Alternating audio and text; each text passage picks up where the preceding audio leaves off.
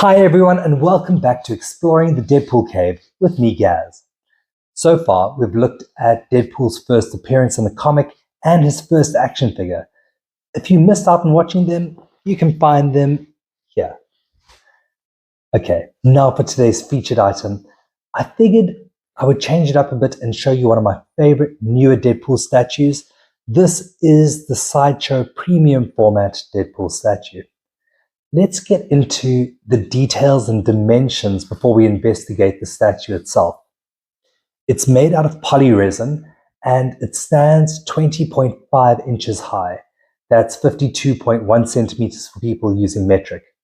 It's 13 inches wide and 13 inches deep, and it weighs about 9 kgs. It was sculpted by Guillermo Barbiero. When it came out, it retailed for $640 US for the normal edition, and the exclusive edition with the cable doll was $655. Now, onto the statue itself. This, for me, is a prime example of a statue done right. I mean, it's exciting, dynamic pose, and even the small hidden features for the real fan. Let's start with the base. And I love that this isn't the normal museum pose on a flat, plain base. You can see him crashing his signature red Vespa with smoke coming out behind him. The detail on the Vespa is amazing, like the cracked mirror, damaged body, and the paintwork, and even down to the tire tread on the wheels.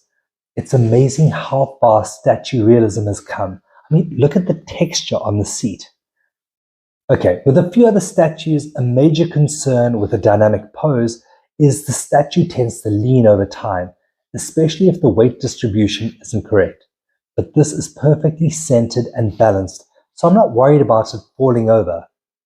The pose itself is typically Deadpool, as he seems poised to jump and attack.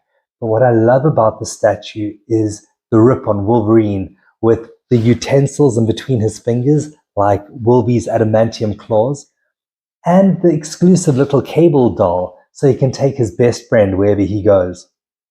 The other detail which is on point is his necklace. So you can see how they've done it flying in mid-air, and so you can see he's in motion. And it's all these small details that make this statue an absolute winner for me.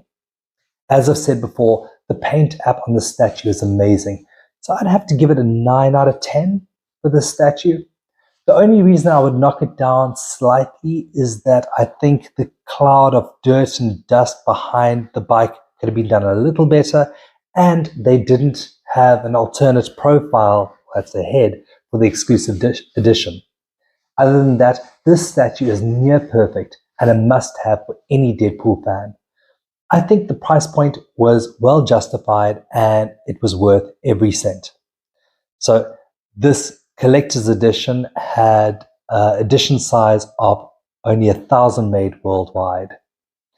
Guys, thanks so much for joining me in the Deadpool Cave, and we'll catch you on the side of the flipping. Okay, bye.